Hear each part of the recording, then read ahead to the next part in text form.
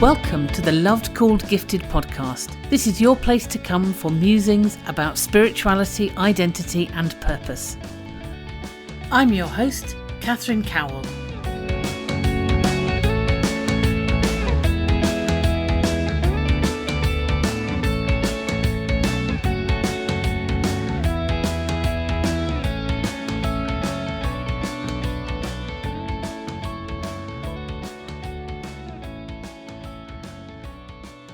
So welcome to another episode of the podcast, and I'm here today with Margaret McGregor, and we've done a couple of podcasts together. We run a course for parents of children with additional needs called And Breathe, and what we're going to talk about today is one of the things that we talk about on our course.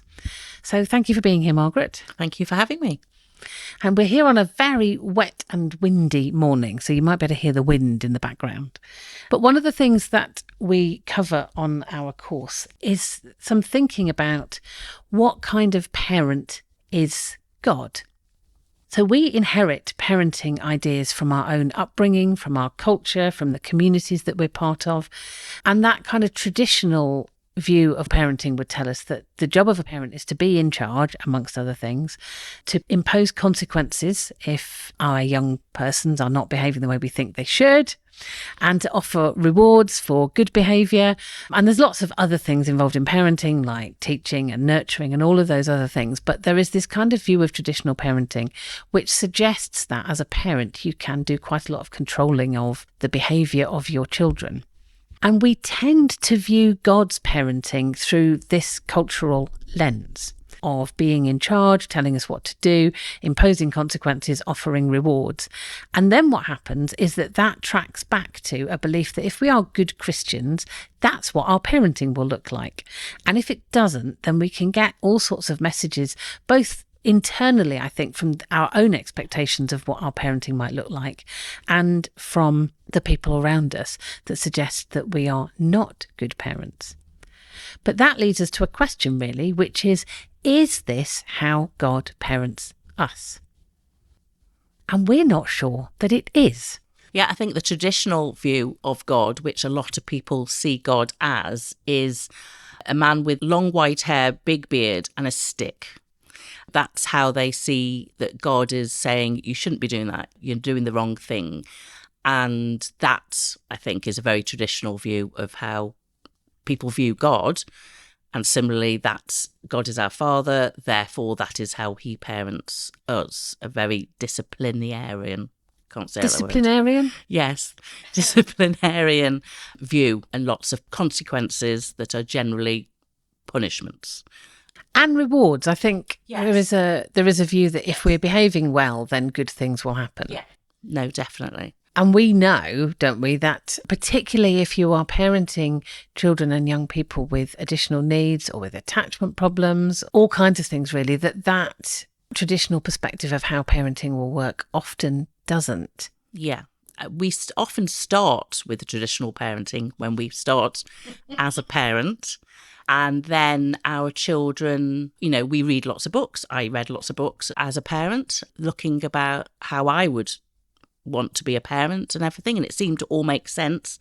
But unfortunately, our children didn't read the books. Did they not? No. They should have done, shouldn't they? They should have come out of the womb with a manual and have read the manual. But unfortunately, they don't. No, absolutely. I had a conversation in an earlier podcast with Naomi Fisher, and she's got a brilliant book called When the Naughty Step Makes Things Worse. And she is really looking very specifically at that.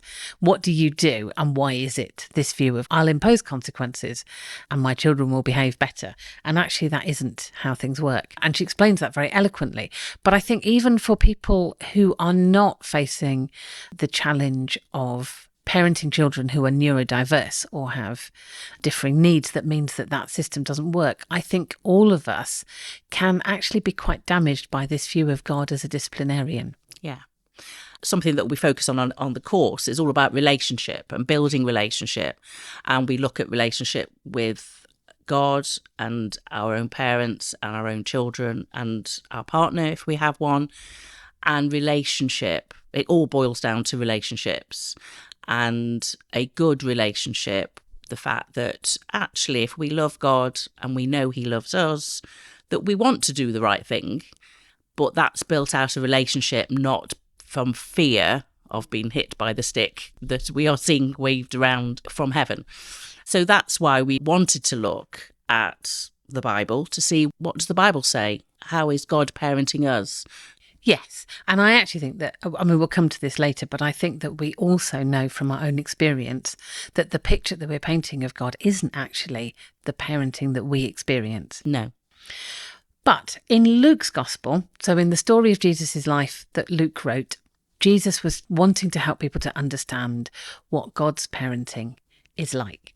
And so he tells 3 little stories, one where he compares God to a good shepherd who, if he's got 100 sheep and one of them goes the wrong way and wanders off, the shepherd will go and find the sheep and bring them back. Yeah. And it's kind of not the sheep's responsibility to do the bringing back. No, he went to search for them. Yes. And I think in the traditional view of parenting, if a child decides to wander off, either literally or metaphorically by doing the wrong thing, we sort of say, well, it's your job to come back and we'll be nice to you when you do. And yet the shepherd goes and seeks out the sheep. And then God is compared to a woman who has got 10 precious coins and she loses one. And my understanding is that they were connected with sort of the coins that you would get when you got married, and you would have a particular number of them. So it's a little bit like losing your wedding ring. So she loses a coin and then spends the whole day searching for it and finding it, and is absolutely delighted when she does. So we have this picture of God as a woman who has lost her coin and desperately wants to find it and is searching for it. And then there is this story, which is the one that we're going to focus on because it's really, really rich in terms of what does God's parenting look like. And it is the story of the running father, which you may or may not be familiar with. And given that we're going to look at this in detail, I thought it would be very helpful to actually read it. Yeah. So this is from the Message version, and if you want to go and find it, it's in Luke chapter 15 and starts at verse 11. There was once a man who had 2 sons. The younger said to his father, "Father, I want right now what's coming to me. I want my inheritance." So the father divided the property between them. It wasn't long before the younger son packed his bags and left for a distant country. There, undisciplined and dissipated, he wasted everything he had. After he'd gone through all his money, there was a bad famine all through that country, and he began to feel it. He signed on with a citizen there who had assigned him to his fields to slop the pigs. He was so hungry he would have eaten the corn cobs in the pig slop, but no one would give him any.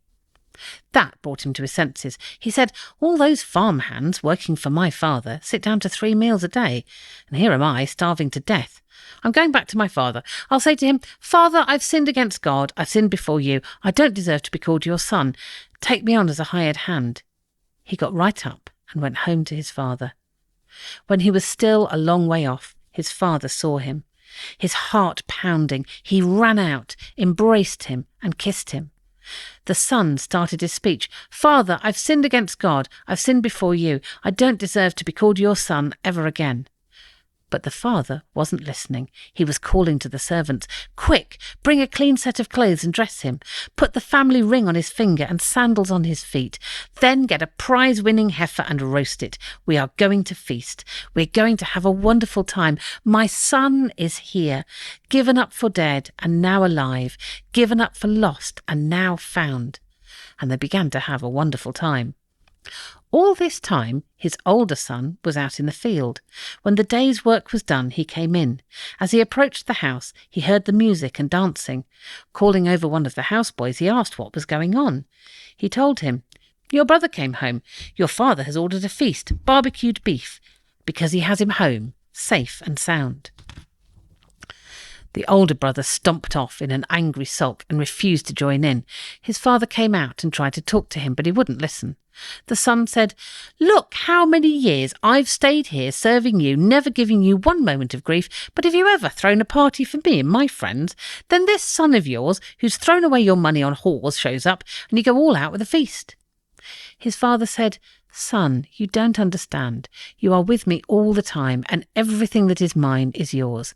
But this is a wonderful time, and we had to celebrate. This brother of yours was dead, and he's alive. He was lost, and he's found." So there is the story of the running father, sometimes called the prodigal son. And the reason that I think the running father is a really good title for that is that it was hugely countercultural when Jesus told the story. And one of the things about men in that culture is that you wouldn't run. No, very undignified to run. Yes. So it's a very kind of countercultural sort of action. And we have found that looking at this story, there is so much in it that tells us about God's parenting, which very much reflects what it is to parent therapeutically, relationally. So let's have a look at what we see in the story. To start off with, the father allowed the son to go. There isn't any evidence in the story that he tried to persuade him to stay, and he sort of allowed the natural consequences to happen. You know, I'm sure he said, "Please don't go," but he allowed it to happen. And I think as parents, sometimes we have to allow things to happen to our children as they get older. So we're not talking about toddlers here, we're talking about older children who make their own decisions. And as hard as it is, we have to let them do it and actually find out for themselves what will happen. But he went away, he spent all his money, and obviously he was starving. And it says he came to his senses, didn't he? And he went back to his father. But his father, he ran and welcomed him with open arms. And I think that is a huge example to us as parents, that actually no matter what our children get up to, what happens to them, that we just have to be waiting. I mean, I think that's the implication in the story, that it was like while he was still a long way off, his father was watching for him. He was waiting for him to come back. And that's unconditional love that he showed him, to say, "Oh, welcome back." You know what I mean? "Welcome back, my son," is just a huge example of what God does for us, that we can mess up. And he's waiting for us with arms open wide, say, "Welcome home, welcome back." And as parents as well, that's how we should be to our children. Yeah, I think as the parent of children with additional needs, with attachment issues in particular, one of the key things is that actually you often can't dictate what your children do. Very true. You know, if there are people listening who've got kids with PDA, which stands for pathological demand avoidance, actually trying to tell your children what to do is very, very difficult. Yes. And if you have neurotypical children, then very often it works when they're quite small and they are under the illusion that you have some kind of control. And then they get to teenage years and it's not. So I think in everybody's parenting journey, there comes a point where that sense that as a parent you can be in charge of your children sort of disappears. And then there is a question of how do you manage that? And is the right role of a parent to be very, very much in charge and dictating and deciding for your children? And for all of our kids, at some point, there comes a point where you can't do that. So I think it's really interesting that God, who we would see as being ultimately in charge and in control, Jesus very much portrays in this story as not taking that role. Yeah. It's really tricky, isn't it? That kind of sense of I ought as a parent to be able to make sure that the right thing happens. The absolute cultural classic example is that whole thing about parents responsible for getting their children to school. Yes, that's a whole other thing. Yeah. But it is working on the basis that you can make that happen. And actually the truth is that no human being ultimately has control over another human being. Even as a parent, you can influence things, but you can't control it. And I suppose looking at the whole area of school, when they are small, you can control it because you can pick your child up and put them in the car, strap them in and take them to school. But unfortunately, as they get older, that becomes more tricky, especially when they get bigger than you. There is no way that you can actually pick up a young teenager and get them in the car. I don't think you can pick up an 8-year-old. Well, when they're in, no, that's probably true as well. And it's the whole thing that actually we want to influence our children. We want to set a good example for our children. We encourage them to do the right thing. And to begin with, most children will do that. But at some point, they have to decide that they want to do the right thing, not because their mum and dad says it's the right thing, but actually because it is the right thing. And they've got to come to that decision themselves. Yeah. And I think often it does happen around teenage years where they are becoming their own person and making those decisions for themselves, because they've got to make those decisions for themselves as they get into adulthood. They can't keep relying on mum and dad's values, opinions. Although obviously it's nice when you're asked advice from your older children who are now adults. They have to come to it. I had to come to that as a teenager. What do I believe? What do I believe about God? What do I believe about everything, really? And come to that themselves. And I think that is a hard transition as a parent, to allow that space for thinking, debating within a safe environment, isn't it? Yes. And I think there's a couple of things that sort of strike me. One is that the father in this story provides the safe base to come back to. Yeah. And that's absolutely crucial, isn't it? That sense that you can go and explore, and you might do something that's completely daft, but you can go and explore, and you know that there will be a safe base to come back to. And the point at which the son says, well, all those farmhands working for my father sit down to 3 meals a day. He knew what his father was like. He knew what his family was like. Presumably, if there was a famine where he was, then possibly things were a little bit short where his father lived. I don't know how far he'd gone away, but that sense of here is a safe place to come back to.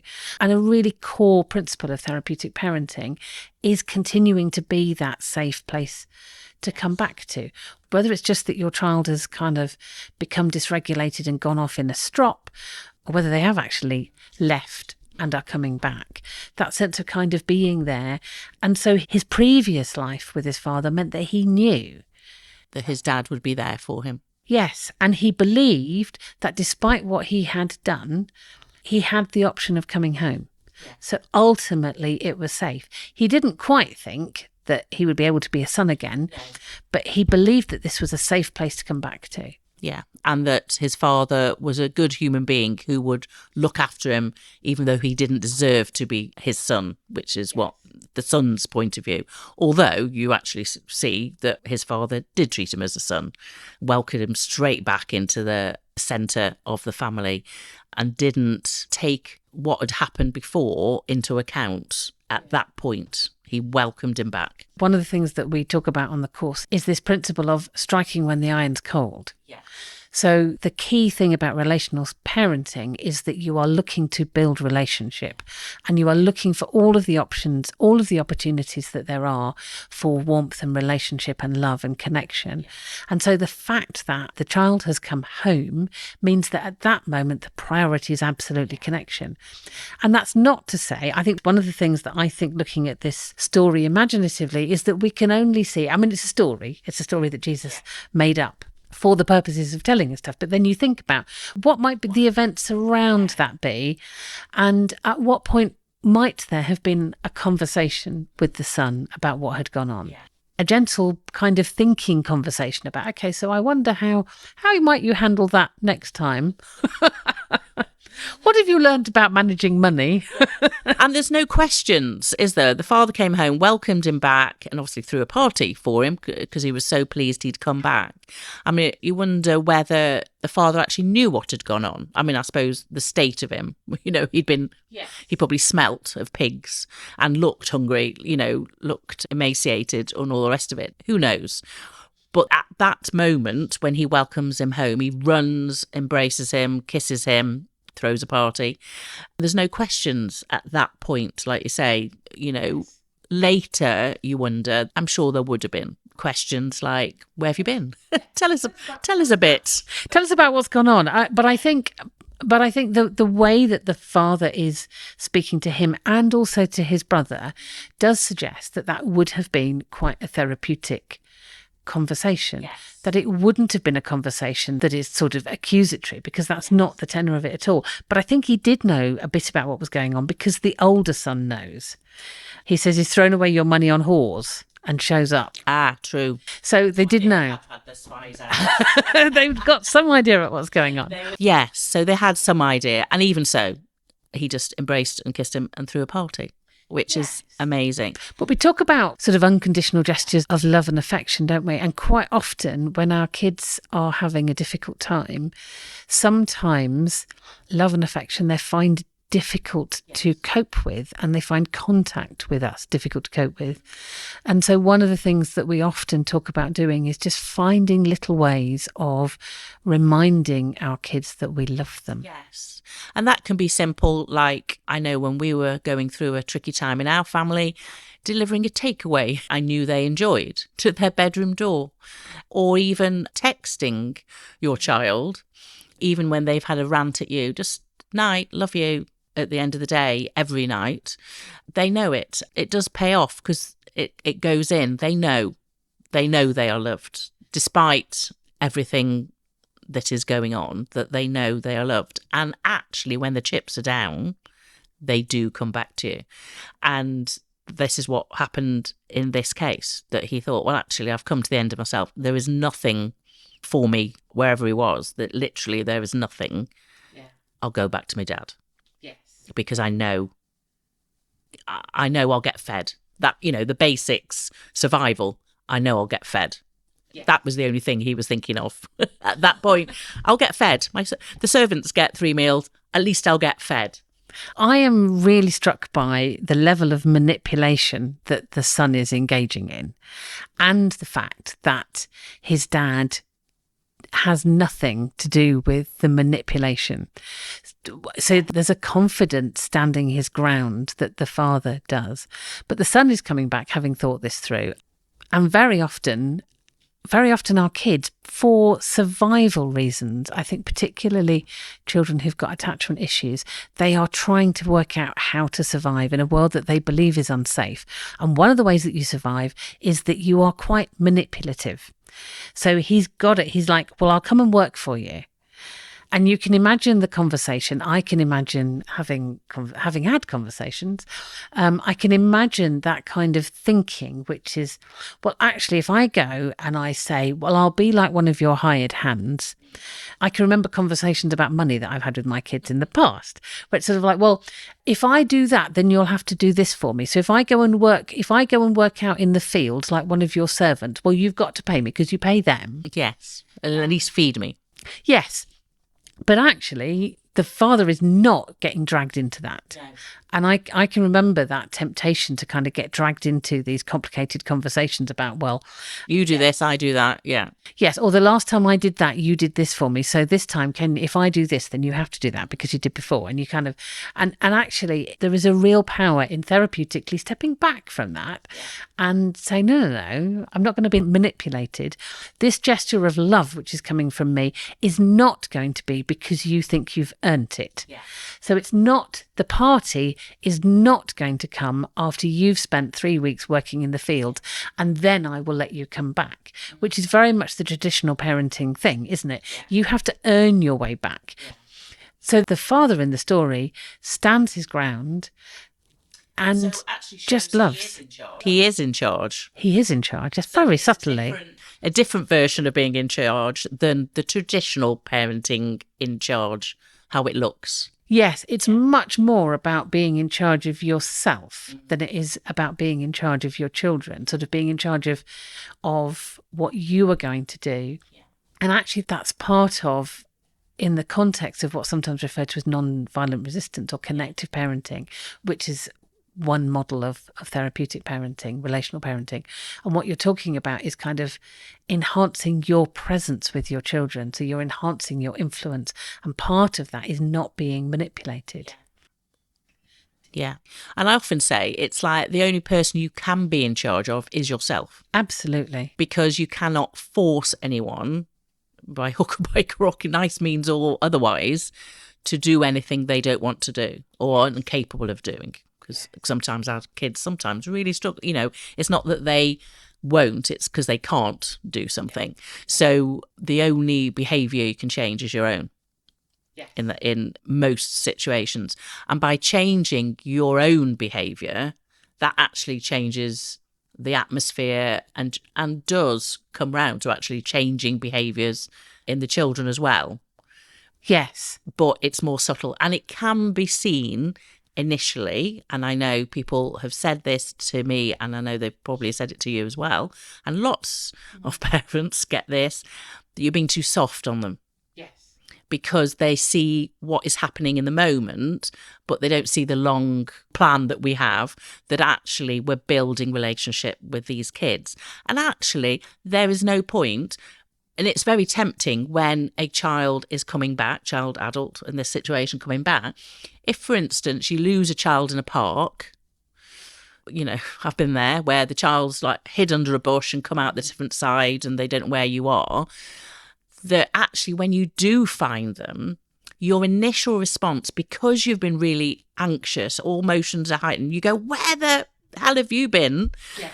And you react to the child in a really negative way. But that's because of your own emotions and your anxiety that you've lost your child. That anxiety comes out as anger. We often see that in our own children, don't we? That actually anxiety comes out as anger. At times it can be misinterpreted. But what that child needs at that point is, that's fantastic, we found you, which is what the father did in this situation. You've come back to us. That is something to celebrate. Yes, I remember when my two were quite young, my oldest had stormed off. We were going somewhere and he'd kind of stormed off down the road in an absolute rage. And I think because he'd stormed off, I had a bit of thinking time. But there's that initial, oh my goodness, he's quite small and I need to be in control of him. And now I'm not. And he's wandered off and I've got another child to look after at the same time.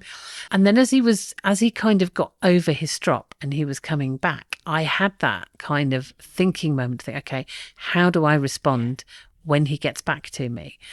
And when he got back, what I actually said to him was, well done. It's really difficult to get out of a strop. And yet you've got out of a strop and you've come back. I think that's brilliant. Yeah. Which was exactly what he needed.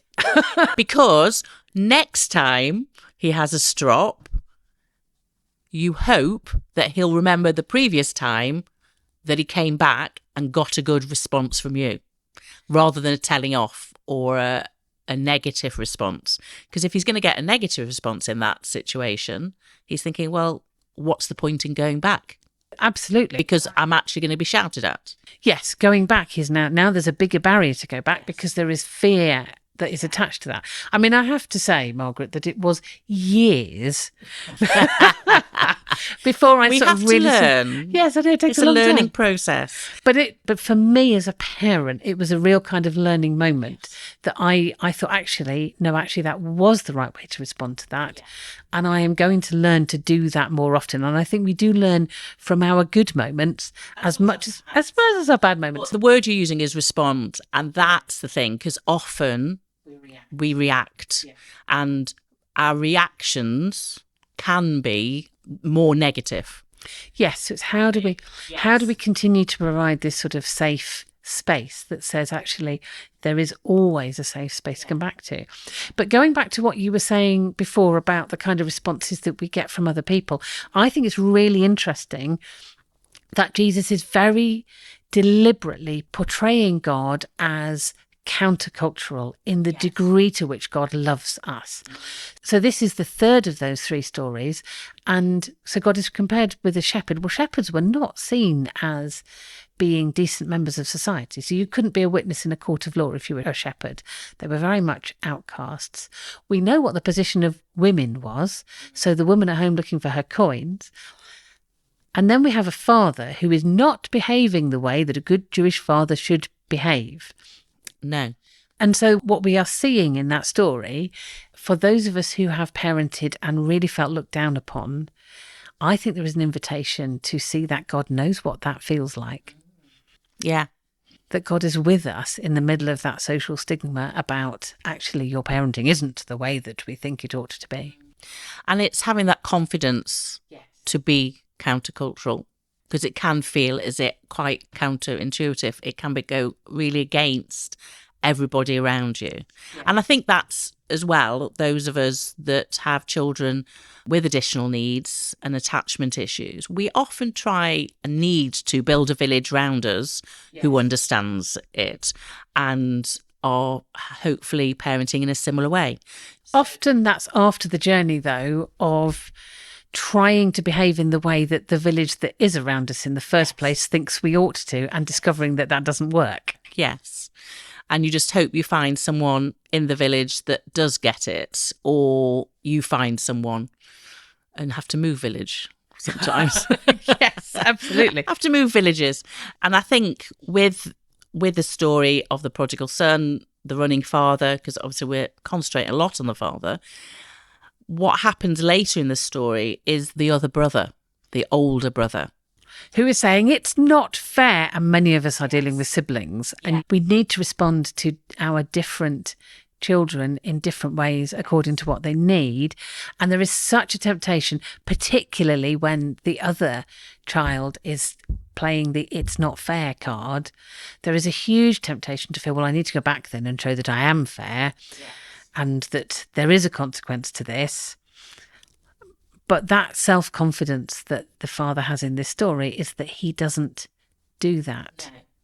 And actually treating each child as a unique individual that needs different things. And when you've got more than one child in your household, you need to learn how to do that. And that is hard. And often the question we get asked a lot is, how do we cope with siblings and their different needs?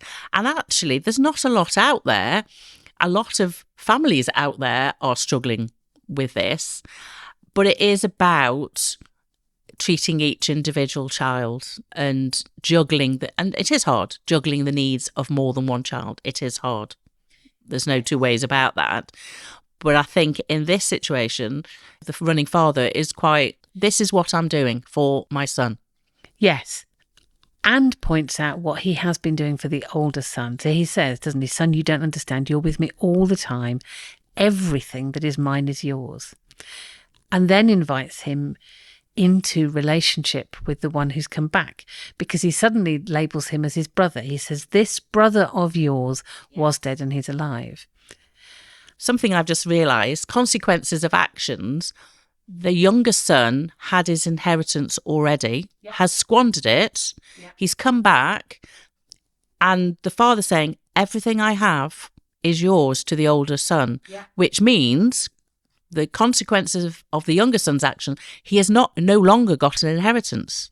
At this point, because it is spent. It's not that. And perhaps this is what the older brother was worrying about. Well, I was going to inherit the whole farm, the whole caboodle, and now he's back. I'm going to have split it up again. Yeah. But actually, he says, no, everything's is yours already. You know what I mean? So that, that's something I've just spotted in the sense that it's like, I don't know, consequences of your action. There are still consequences of the actions, and the inheritance has gone. Yes. It has gone. Yes, and I think there's a huge temptation to rescue our kids when they've done something daft. There's a huge temptation to kind of be there to rescue them. But actually, in order to learn and to grow, they need to experience what goes wrong.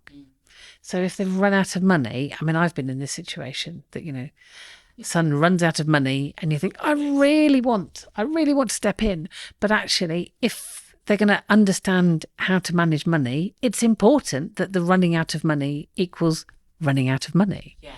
So that then you can think, okay, how am I going to manage this next time? And I would always want to be there alongside, supporting with the decision making and being that kind of the last stop. But I wouldn't be putting my hand in my pocket all the time to do the rescuing. And I think that applies in all sorts of situations. But it's about walking with them whilst they walk their way through that. We often say is learning from your mistakes, and that's what it is. But it's the right time, striking while the iron is cold. So it's the right time, not in the middle of the party, Not when he's just come home, but actually later, when things have calmed down, when emotions are calm, people are regulated as opposed to dysregulated. For the younger brother and the older brother in this story, isn't it? It's actually, hold on a minute, let's have a look at what's happened and how we can learn from this. I think it's a beautiful, beautiful story of a kind of parenting which we're often not expecting God to demonstrate. But having spent some time dwelling with this story that Jesus tells in order to help us to understand God's parenting, actually that's caused me to sort of think back to my own relationship with God. And my experience is that the Holy Spirit is hugely relational and very gentle and always a safe place to come back to, and never hectoring and telling me off and explaining how to, there's not that sense of the God who dwells within us is not a God of sticks and consequences, but a God of love and companionship and presence and compassion. And what he wants most of all is a relationship with us, more than sometimes we want a relationship with him. And he's like the running father.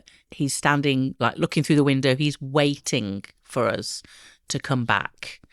And again, there are consequences of actions. Absolutely. In life, there is consequences of actions.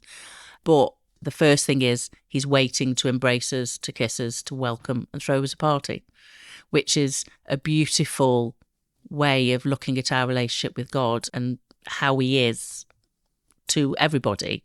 He's waiting for people to return to him. He's waiting and watching, which is beautiful. And sometimes going out and looking. Yes. So there are those moments, aren't there, when you sort of sense an invitation from the divine in unexpected moments. Yeah. And sometimes that's through other people. Yes, absolutely. Which is when, as a Christian, you want to be Christ to other people who aren't ready, perhaps, to come back. And that's being Christ-like to others, which gives us something to work on sometimes. But yes, it's just beautiful. I just love the idea that he was sitting, standing, waiting, and ready, and ran. Yes. And ran. Once he realised the younger son was coming back, he ran. Yes, an absolute generosity, but allowed the child space. Yeah. And so often we need to do that for our kids too, that there are times when they are not ready for us to be close. And there is that sense of being allowed space. But I know that that is the case in my relationship with God too, that when I've kind of haven't paid much attention, there is always a sense of welcome. And I know in particular when there've been times when life has got really busy and I haven't had time to sort of sit down and pray, when I do then get 20 minutes, half an hour to sit, particularly if there's been a bit of a gap between the last time I managed to do that, the number of times I have just sensed in my spirit this huge sense of kind of welcome and homecoming. Yeah, rather than where have you been? Type. Yes. I don't know about you, but I've never had that sense that God is saying, and where do you think you've been? Yes. I've been waiting. No, absolutely. He accepts us when we're ready. Yeah. And that's the same with our children. We have to be there for them, whatever that looks like, and be that safe place so that they can come back to us when they're ready. And that dropping off takeaways to their door or sending text messages, just how's things going, little messages, just to remind them that you're there for them. Yeah. And many of us don't find accepting intimacy and affection that easy. Often that's something that we grow into. So I know my lads were 3 and 5 when they came home as adopted sons and had quite a tricky time before that. And it took quite a while before accepting affection was easy for them. And before that time, I needed to give them space. And I had conversations with a lot of people who have found that they don't find understanding and and accepting God's unconditional love terribly easy. Can be a bit uncomfortable. It's a little bit like sometimes we find accepting compliments a bit tricky. Yes. And I think there can often be that same kind of dynamic between us and the divine, that there is this affection available, but we don't find that terribly comfortable. And if that is something that you are growing into and it doesn't come naturally, I think, don't feel bad about that. You need space. God understands that you need space, and it may be that intimacy will grow over a long period of time.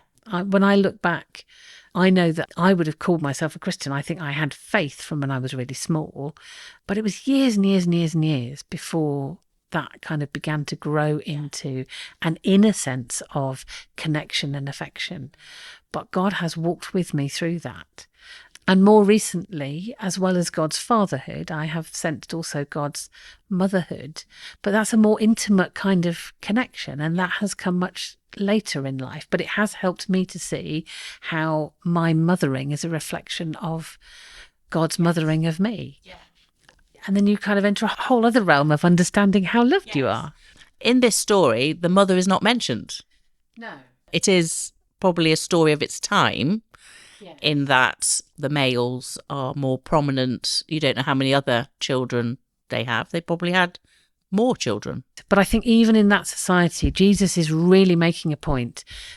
Because if it had been a mother, then a mother running to welcome her son would not have been No, it wouldn't. It would not have been countercultural. It would not have been shame-inducing, because what the father is doing in this would have brought societal shame upon him. Yeah.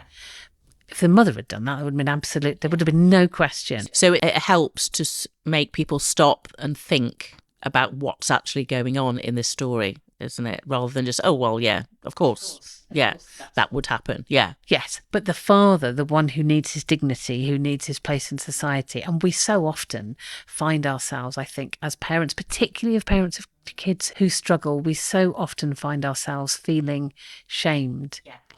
But this father does not care about being shamed. He wants his relationship with his son to be repaired. Wants that back. Yes. Against anything else. Absolutely. And I've sometimes wondered, what is it that made the father willing to allow the son to go off with all his money? And my guess is that they had come to a point in their relationship where relationally it was the safest thing to do. That there was something going on that meant that actually if he tried to control him and tried to keep him at home, that would have been damaging. And particularly I think if you're the parent of teens with additional needs, that's something which you probably have experienced. That trying to control, trying to keep your child indoors. Well, it's impossible. Yeah. It's physically impossible, yes, to actually control. Yes. Yeah, but quite often don't you, that actually if I try and lay the law down, this is going to go horribly, horribly wrong. Yeah. So I think there was something, and I know this is an imaginary story, but I imagine that there being something that meant that relationally, that was the wisest thing to do at that time. But that is what God does with us. We are not controlled. We have free will. We do, which sometimes lands us in a load of mess. And a load of pig slop, but God's still there at the end of it, that when we come to our senses, because that's what it basically brought him to, when we come to our senses, we're actually going, actually, God's way actually is the best, and come and be embraced. But all three stories tell us that the love that God has for us, that divine love, is utterly unconditional. Yeah. And will seek us out. Yes. I think that's a really cool story.